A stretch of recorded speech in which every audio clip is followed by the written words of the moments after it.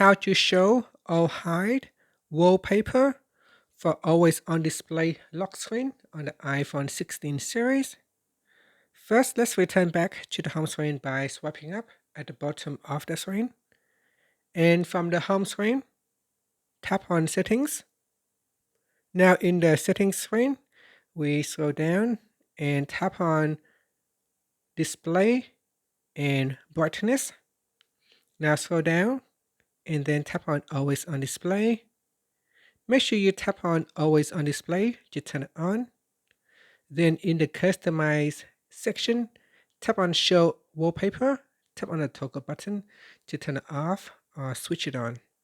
This is what happens when we switch it off on our always on display screen.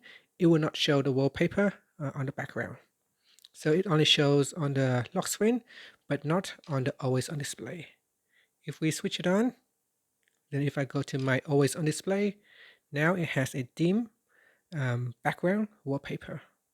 And that's it. Thank you for watching this video. Please like and subscribe to my channel for more videos.